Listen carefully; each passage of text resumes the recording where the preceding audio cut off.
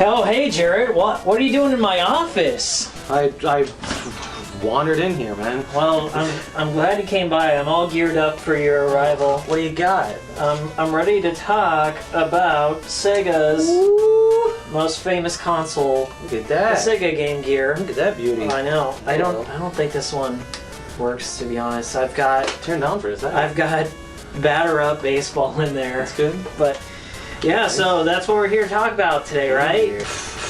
I don't know. Alright. My friend, we talking Game Boys. But I brought my special ALS bag to hold my Game Gear. My Lou Gehrig's disease. Yeah. You need like a little bucket of ice water on the front of it.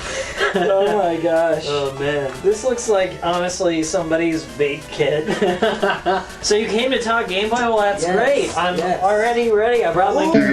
You got the color I got holster. the side pouch just in case. You Look know? at it. Ooh, isn't that... This is my favorite model, the Game Boy. Yeah, that's good. Yeah, Good release. I mean, I gotta pull this out, just whip it out here. I like the transparent, so you can show it off. Yeah. And then pull it back to good. Yeah, so fuck Pokemon Go, man. I'm ready to go right now. He's got Pokemon on the go. Ready to go. You know, I actually... What we got? Get out of frame, but I actually do have my Brick Game Boy here. Nice. I also have my Virtual Boy. I consider that part of the Game Boy's legacy. It is, yeah. I'd say it is. But yeah, this is my Nintendo Game Boy. I've never had one of these gray brick ones until I was an adult. Right. Because I went straight into the Game Boy Color. Like that was my entry point into this. But yes, we're talking about Nintendo's most famous handheld of all time. Yeah. Remember, it survived Desert Storm, and it's in a museum. War, yeah. But I think this is like super hip nowadays. I see people like with cell phone cases with the old brick Game Boy, and honestly, my first ever experience with the Game Boy was the Super Game Boy, and actually, oh yeah, you got one there. I got one right here. This was the first one I had. Yeah. And it's so weird because when you think of the Game Boy, I think of it personally as an extension of the NES's library. Yeah. Because it's basically an NES on the go. This is all the ports and everything. Too. Yeah. And when I played this at my friend's house, I didn't notice it was its own thing. Like, this was just a Game Boy. These basically have the same components in it. He had Super Mario Land 2. And that's how I first played that 6 golden coins. Yeah. At his house, I was like, why can't I find the Super Nintendo game? I didn't know that it was a Game Boy game the first time I played it. Take a look through these. Oh my gosh! So there's one. Are these baseball cards? Yeah, it's a baseball card fighter. But it's like you use it's like game or coin collector. Yeah. Sleeves or so whatever. yeah, these are card sleeves. Like these are what, Tops or Ultra Pro? Yeah, Ultra Pro. So like people, you keep your Magic the Gathering cards, but these are Game Boy cards. Yeah. And what I like about them is like you didn't see this on the NES, but here looking at Donkey Kong Land, some of them have different colors. Like the Super Nintendo started doing that, the Genesis started doing that, but the NES outside of like Color Dream Games and fucking Cam American cards stood out. They were gold like Zelda, you know? Right. Zelda, I guess, would be another, but yeah, like I always thought these black ones, those are the ones that have when you play them on Color, right? Yeah, when it's Game Boy Color, it has the same color scheme as if you play it on a Super Game Boy. Yeah, and so these are like Super Game Boy compatible and Game Boy Color. They have special color palettes, so yeah, and then like these are the Game Boy Colors with the battery packs, and then the solar chips if you're playing Boktai. You got quite the interesting collection, and we're not talking about Game Boy Advance. Get that shit out of here. Whatever. We're talking about the OG Game Boy. Yeah. Hold on. First we gotta show off. He's got the shopkeeper from Link's Awakening there. That shit was terrifying the first time I encountered that. So you know, if he steals, he changes your name to Thief, and it stays that way for the rest of the game. That I think my first experience, and I think this is many people that held off on getting a Game Boy. I got mine for Pokemon Blue, and I got a purple Game Boy Color. That was the one thing that got me into it.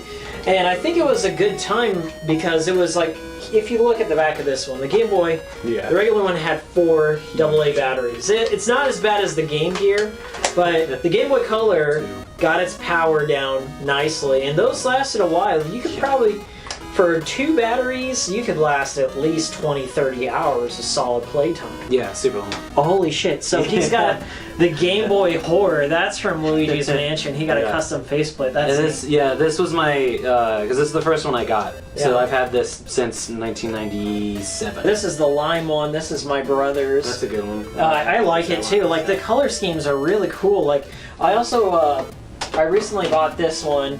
This is a Game Boy Pocket, and holy shit, I love the form factor on these. These use AAA batteries, which I mismatched them in there. They're super nice. Yeah, but they're so slick, and they had a different color line too. And like, if I want to play just old school on the go, yeah, like we can just do a little side by side. So this is he's got a Game Boy Pocket. There are 2 of those. Comparatively though, like getting something that uses like I would say it's like a 1/5 the battery power. Yeah, at least. And then something that's just sleeker form factor, and this was like a year or 2 before the Game Boy Color.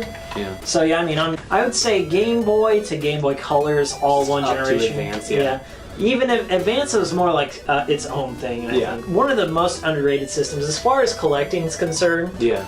Like Jared and I, we just went to a video game store up the street, and we found all these uncommon games like no one had touched or asked. They like just had a whole slew of loose cards. Yeah. And I think that like Jared especially, he's the only one who asked for that. So I am not an expert. Jared's the expert on the Game Boy, but I know like Shantae is like That's for color, yeah, one of the rarest ones out there, and like Kid Dracula. Yeah, it's Trip World is the most expensive one. The Trip or World. hardest one to find.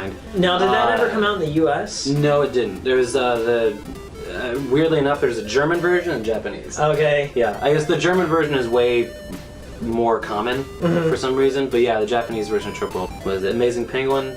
Whoa, wait, Amazing Penguin is? No, not Amazing Penguin. I was gonna say, I got Amazing Penguin. Yeah, I have it too. Yeah. It's one of the penguin games. I think it's like a penguin bowling game. Okay. And then Amazing Tater. The Amazing Tater. They're all the top 10 rarest Game Boy games. Amazing. Weird list. Yeah. No. Isn't it like the King James Bible pretty rare too? Yeah. It's that just was like a wisdom tree game. Yeah, the wisdom tree. It's so funny because like I was trying to think of like what's my first handheld gaming experience. My first handhelds are those Tiger Electronics. Yeah. And those are the worst things to get started with because they're just basically like calculator games. Just like, Game & Watches, but worse. Yeah, like basically worse Game & Watches. Yeah. And that was my first one because I never had a portable because I always just played my games at home. Right. And then when I go outside, I just go outside and play, you know. We should talk about some of these awesome features, like especially the Game Boy Color. Like, so you had the Link port, which you could battle, and it seems like so archaic that you would do that to play Pokemon. Yeah. The worst thing ever. I remember getting this. So I got Pokemon Blue, and I was playing with my friend Matt, and I was beating him because I had an amazing Blastoise. Of course. And in the at near the very end of the match, he just yanked out the cord. He's like, never happened. Treason. But I mean, you could I think there was a thing you could do when you're trading Pokemon too, like where you could yank out the cord. So, where there was data banks where you had both Pokemon in there, so you could duplicate stuff. You could duplicate them, so that was another way. What was also interesting is it had this IR port here, and you could mystery gift with each other. Yeah. So you just go. Bleep. That's one of the best parts of Gold and Silver. Yeah, Gold and Silver was like one of the best RPGs I've ever played on a handheld, hands down. I've played a lot of them, but Gold and Silver, like the progression of your rune growing, and then all the shiny Pokemon and stuff like for me, that was like the Plymouth, and I probably get raked through the coals for saying that, but like Gold and Silver were my favorite, always going to be my favorite. Crystal, obviously great. Yeah. But I think Crystal's the best one, but just because I've played Gold so much, it makes more sense. I also got one of these Mega Memory cards, so... is that a Game Shark, or is it just a flash battery? You dump all your save games, and any game that has a battery pack, or has a save, so say your battery pack dies, you can save it on here. and it'll save forever. And I believe I have another one. Yeah. That's like this, called the Brain Boy. And this one, this one you could transfer saves from other carts and dump them onto your own, I think. Wow. Something like that. I'll have to look it up. And there was a colorizer. I don't know what the colorizer button does. I'm so curious. Yeah. We'll have to test that out. The one I've been eyeing for a while is, I think it's called Handy Boy. Is that the one with the giant buttons that stick out? No, or actually, yeah, that's what the Handy Boy is. I keep forgetting what the name of it, but it's made by Konami, and it's like this tabletop-looking arcade machine, and you like put your Game Boy in the back of it. Yes, you should on that video. That demo. So there's these old Game Boy product demonstration videos, like if you're a store manager of a Funko Land or a Walmart, and they're these like giant Game Boys that you could plug up your system in and display it on an old CRT. And now, displays with Jake. Hi, I'm Jake. I've put together a little film to show you some of our displays. Follow me. Next we'll talk about this unit here. Another great Game Boy Interactive with a Game Boy mounted right in here. Superb stereo amplified sound. But in this one, we've added some really cool special electronics so that we can watch the game being played on a TV screen. Damn, that would be sweet. I'm sure you could make something like that with a Raspberry Pi, but it wouldn't be the same. Yeah. I'm thinking about the evolution of just what the gamer acceptance, like being a gamer. Yeah. And like Pokemon was kind of like the first peakings, I think, of normal people. Acceptable in society. Yeah, mainstream for like obviously at a certain age range. But I've told this story on King Game Review, and I'm gonna tell it again. And it goes out to my ex-friend Dustin from back in middle school. You fucking dick! I haven't forgotten. Here's my drink. I gotta sip on a drink. I poked you on Facebook, by the way. Please, you still poke me on Facebook? Please respond.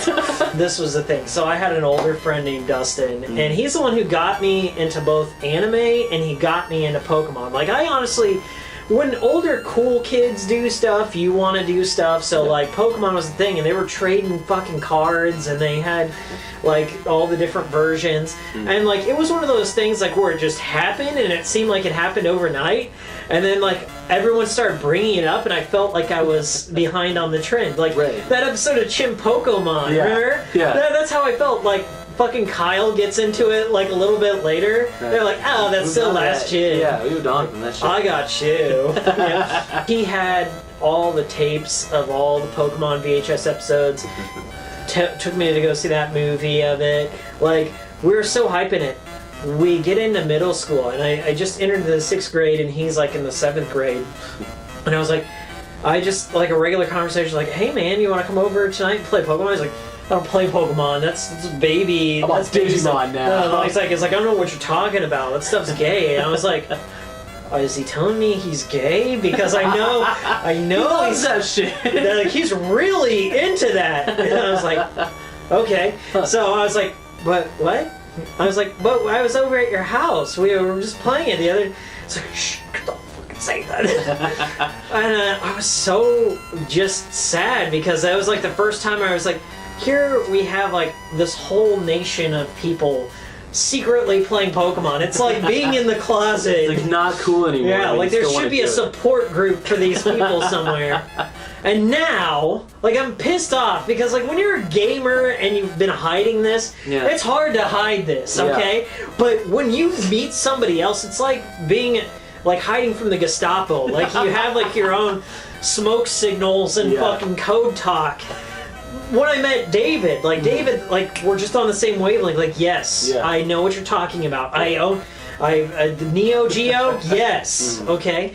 But now, it's like fucking trendy that everyone's playing Pokemon and they know all about it and they're going out and getting exercise. And I'm like, where the fuck were you guys 20 years ago? Like, where were these people? Bandwagon. And so, yeah, like, a part of me wants to hate it, but I begrudgingly still play Pokemon Go.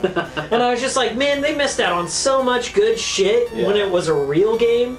Because now this is like Pokemon Go is like a watered down version. Yeah. Should be a fucking Pokemon Go video, really. Oh hell yeah! I'm talking about this. Yeah. Yee. Oh fuck! I recognize that. That's super Chinese on me. Nice.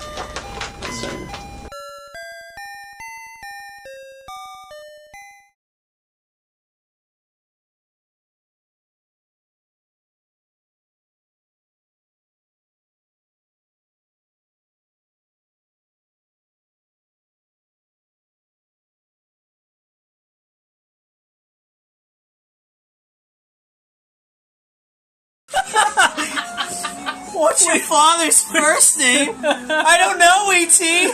I never met him. He didn't come back from the grocery store. He just left me this game. Why did you remind me?